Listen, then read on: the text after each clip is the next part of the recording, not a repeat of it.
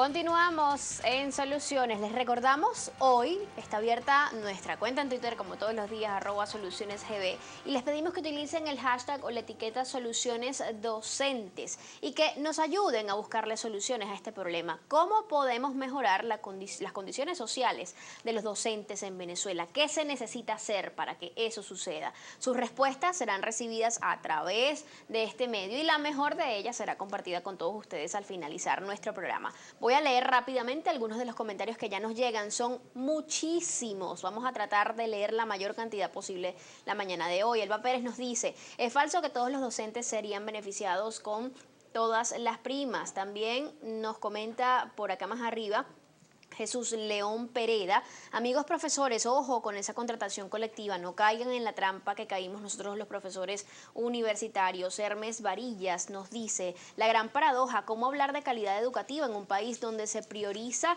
el inoficio gasto militar? Y continúa él un poco más arriba, dice, y se niega irracionalmente la indispensable inversión en salario a los maestros, en dotación o construcción de más escuelas. También Jenny Ángel nos dice, no todos los docentes del país ganan prima geográfica por no trabajar en zonas rurales. También nos dice docentes activos.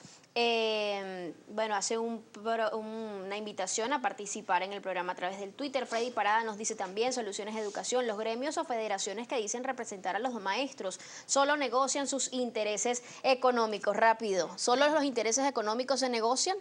Bueno, realmente el maestro en unas convenciones colectivas se involucra el término salarial, pero en este momento el magisterio en sus luchas pues, históricas ha exigido condiciones para una vida digna. Lo que estamos exigiendo es dignidad para el maestro. Salarios, seguridad social. Eso pasa por tener un salario digno, pasa por tener seguridad social digna y pasa por tener un ejercicio de la profesión digna. Eso es lo que estamos exigiendo. No es nada más lo económico. No. Yarixa Figueroa dice, buen día, gracias por tomar en cuenta tan importante tema en el desarrollo de nuestro país. Y quiero cerrar con esta pequeña postal que nos hace llegar por acá una de nuestras televidentes. Soy docente, en mis manos está la educación de tus hijos. Mi lucha es tuya también. Merezco un sueldo digno, tanto como tus hijos merecen una buena educación. Es una reflexión que vale la pena tener allí en mente. ¿Cómo está el poder adquisitivo de un docente hoy en Venezuela? ¿En qué nivel se encuentra? Totalmente deteriorado. Yo siempre utilizo esta categoría hacia la pobreza. ¿Siempre fue así? ¿Siempre el docente estuvo en menor condición de mejoras salariales que el resto de los gremios en este país? No, diríamos que empezó a agudizarse. La situación salarial del docente empezó a agudizarse desde el 2000, ¿no? ¿Por qué? ¿Qué pasó allí? No sé si sería importante, a ver, no sé en qué cámara. Vamos a ponerlo por allí, sí, a ver si tenemos la oportunidad de visualizarlo, pero en todo caso coméntenos qué hay en esa tabla. Fíjese, es la degradación del salario de los maestros desde el año 2000. Hay una degradación desde el año 2000, donde acá se ve, esta es una tabla del docente de 36 horas, docente 1. ¿Por qué docente 1? Porque en el docente 1 es donde está la mayor población, más del 80% del docente adscrito al Ministerio de Educación están en docente 1. Docentes que están prácticamente recién graduados, por decirlo así. Están iniciando la carrera, están iniciando la labor docente. Fíjense, en este cuadro, cómo se ve la degradación en función del costo del salario mínimo del 2009 hasta la actualidad y el salario del docente 1, hora 36, cómo se ha venido degradando, es decir, hasta el 0.9%. Para resumírselos, yo que lo tengo por acá un poco más cerca, en el año 2000, un docente 1 ganaba alrededor de 2.35 salarios mínimos para aquel momento. Hoy, en el 2016, a marzo del 2016, un docente 1 está ganando 0.94 salarios mínimos. Es decir, ni siquiera gana un salario mínimo un docente. Sí. Bueno, yo diría que el deterioro del salario del docente viene desde los años 80. Aquí en una oportunidad en los años 70 un maestro llegó a ganar $1.000, o sea que ganaba 3.450 bolívares, que el dólar a 4.30 generaba $1.000. En esa oportunidad un maestro tenía acceso a una vivienda digna, tenía acceso a un vehículo, tenía acceso a un ahorro, tenía acceso a planificar cualquier paquete de recreación y de turismo, pero eso ha venido pues en proceso de deterioro hasta el día de hoy, donde se considera al docente el peor profesional pagado en Venezuela, ¿verdad? Porque fíjense ustedes... ¿Y en ustedes, Latinoamérica también es así? Y lógicamente en Latinoamérica, porque si lo llevamos a dólares, bueno, eso es, digamos, escandaloso. Fíjense ustedes, sí. Esta tabla... Allí la tenemos, la tabla, porque estamos hablando de un docente 1 que ya dijimos que gana 0.94 salarios mínimos. Que son 10.032 bolívares. 10.032 bolívares, pero vámonos un poquito más allá, vamos a poner el caso del docente 6, que ya tiene 21 años prestando servicio para esta nación, que además ha hecho cursos de profesionalización de posgrado, magíster, doctorado, en fin, y no llega su sueldo ni siquiera a 2 salarios mínimos. Bueno, entonces ahí se retoma el concepto que tú mencionaste al principio, donde se dice que el maestro no está viviendo, está sobreviviendo a la crisis, ¿verdad? Está sobreviviendo. En sociedades como las nuestras, inflacionarias, la indexación salarial es una protección al salario. Se protege el salario indexándolo, pero esa indexación salarial tiene que estar en consonancia con la inflación. Fíjense ustedes, el Banco Central acaba de emitir y de publicar unas cifras donde la inflación ya alcanzó los 3 dígitos. Las negociaciones colectivas, los patrones de convenciones colectivas dicen que la protección del salario tiene que estar en consonancia con esos 3 salarios, con esos 3 dígitos.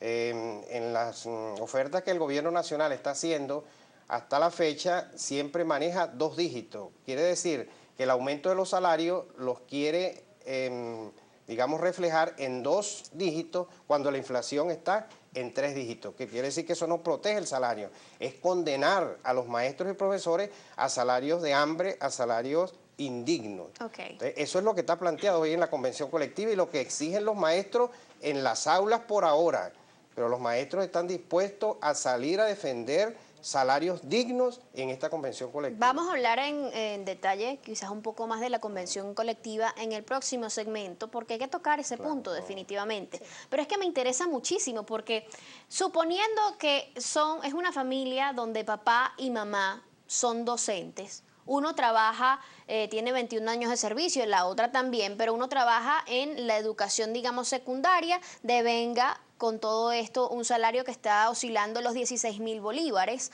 y la otra trabaja en la educación básica, educación primaria, y su salario es de 14.868,74 bolívares. Es una familia que sin sacar mucho cálculo no gana más de 35.000 bolívares mensuales, no llegan a los 35.000 bolívares mensuales. ¿Cuánto cuesta la canasta básica hoy en día? Bueno, fíjate, los docentes hoy en día tenemos, en comparación con el costo de la canasta básica, tenemos un déficit que ya está rondando al 90% en comparación con nuestro salario. Es decir, allí te indica pues que estamos en una situación de verdad bastante deteriorada, deprimente. O sea, nuestro salario, nuestra condición de vida es deprimente. Y si es una familia con 2, 3 hijos, no le pongamos 2, pongámosle 1. Sí, es que hay un gran porcentaje de docentes que tienen que ir a otras funciones, taxistas, economía informal.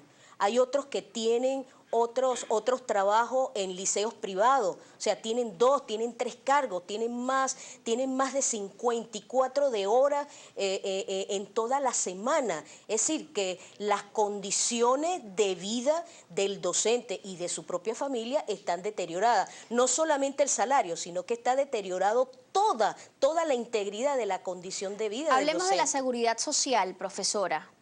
Los beneficios que tiene el docente en nuestro país en ese sentido, en esa materia. Bueno, mira, ni hablar de la seguridad social. La seguridad social... ¿Con qué cuenta el docente cuando se enferma? El docente no tiene seguridad social. El docente tenía un IPASME porque ya no es nuestro, fue arrebatado por este gobierno. El IPASME en este momento tiene 64 unidades y de esas 64 unidades, 4 solo están funcionando a media. Es decir, yo dije en un programa de estos que hay un cierre técnico de esa institución que debería beneficiar nuestra seguridad social. ¿Y con qué contaban antes los maestros cuando funcionaba a cabalidad el IPASME? Contábamos precisamente con ese IPASME que históricamente es nuestro, fue construido por nosotros. Nosotros pagamos religiosamente cada quincena un porcentaje. ¿Lo siguen pagando? Hoy seguimos pagando, pero con el deterioro de la seguridad social. ¿Y qué beneficios puntualmente y de manera muy breve les daba el IPASME a los docentes? Bueno, una atención médica. La atención médica. Hoy en día la atención médica prácticamente pues no funciona. ¿Créditos recibían también los docentes a través del IPASME? Unos créditos, estamos ahorita recibiendo algunos créditos hipotecarios, créditos personales, pero esos créditos tienen un monto que tampoco satisface las realidades que hoy en este momento vivimos. ¿Y cuánto influye todo esto, este panorama muy gris, por decirlo así, en el rendimiento pedagógico del docente? Bueno, realmente el docente hoy día, dentro de su criterio, lo que prevalece es la vocación. O sea, está sobreviviendo a su profesión en base a la vocación, porque los demás no hay incentivo de ningún tipo. O sea, se ha logrado arrinconar al maestro a unas condiciones laborales bastante lamentables, desde todo punto de vista. Y yo creo que aquí es el Estado venezolano el que debe tomar, digamos, nota de esta situación, porque la Asamblea Nacional, fíjense ustedes, está en deuda con el magisterio en base a la ley del ejercicio de la profesión docente. Debe legislar en base a darle al maestro una ley que dignifique el ejercicio de la profesión docente. Debemos partir de ahí. Igualmente el Ejecutivo Nacional debe tomar conciencia que en esta oportunidad donde se discute un contrato colectivo, busque los recursos suficientes para dignificar los 3 elementos, los 3 pilares fundamentales de la dignidad de la vida de un maestro, que es el salario, la seguridad social y, lógicamente, el ejercicio de la profesión docente.